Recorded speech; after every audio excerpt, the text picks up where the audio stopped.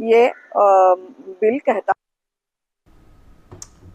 Well, all right, Ms. Kulkarni. Thank you very much for being with us on the broadcast and also at this point of time categorically giving us clarifications on why there has been much contention over the Waqf Amendment Bill. Thank you very much.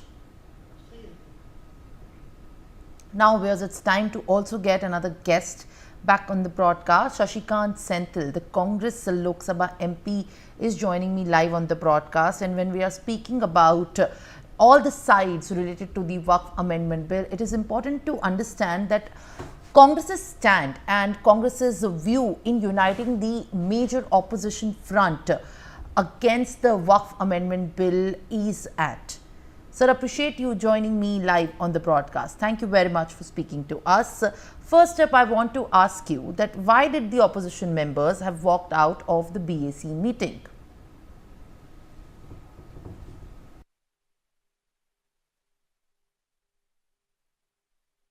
So this is a very clear indication of how this government has been operating. This is not the first time. This has been the trend for this government. Even in the during the farm bills in the last government, the farm bills and everything was bulldozed without proper discussion in the Lok Sabha. In this Lok Sabha, even though their numbers have dwindled and reduced, they are still going for the same approach without any respect for the mandate given by the people of this country. The House of the People belongs to the entire people's representative, and even a small minority should be allowed to have a discussion. So what the BAC today was discussing is on the hours allocated for a business, and the political parties demanded some pressing issues. In fact, even before that, there was a huge protest inside the parliament hall, where no adjournment motion. Adjournment motions are always done, always allowed to discuss some serious issues. But in this government, there has been no adjournment motion which has been allowed by the speaker, and so which means that nothing of importance for the country should be discussed in the parliament. Then what is the purpose of the parliament? If the government just wants to run its own business, then parliament is not the place where they have to take. So it is now a very clear thing that the government wants to subvert the whole parliamentary process.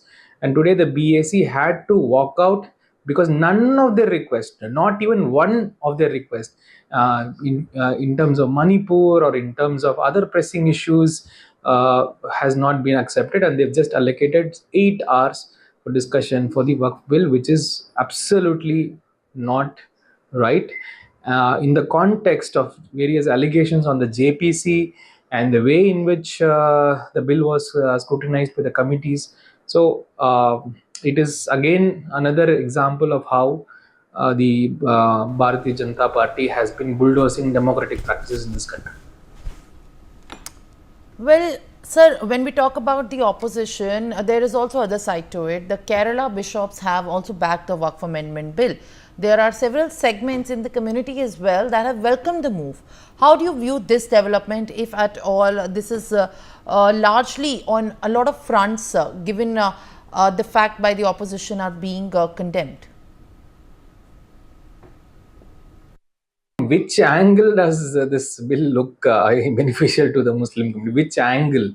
It is first of all an infringement on the socio-cultural religious rights given by the constitution. On top of that, there is a infringement into religious beliefs. If this is the way the country is being led, then this is only leading us to what do we call as collateral damage to every society in the system.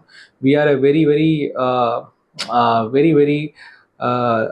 pious and very varied society with varied beliefs, and only tied by the fact that we celebrate our differences through the values laid out by the constitution. And this has been continuously attacked by the party. Well, at one side, the centre contends that this bill is inclusive. The government is also saying that it hopes for a consensus in the parliament. Well, the numbers are also likely to be in the favour. Are the 8 hours allocated on this debate specifically and also against the 12-hour that was demanded by the opposition sufficient according to your thought?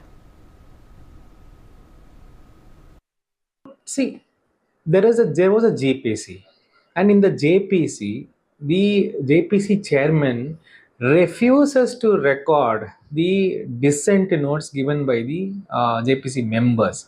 So, in the JPC itself, there was bulldozing. Now, what do you expect from a government which is doing such blatant activities?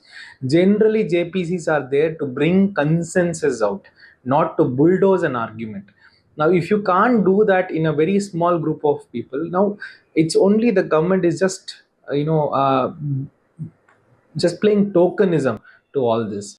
And I really wish and request and also ask the alliance partners to really have a look into what they are doing and what they are doing to the democratic ethos of this country. Yes, you might be under threat from this party, but that doesn't mean that you will have to fail the people who have elected you. All right, Mr. Senthil, thank you very much for being with us on the broadcast and also being open to share your views and thoughts, including the concerns on the Waqf Amendment Bill that will be debated in the Parliament, the House of the Parliament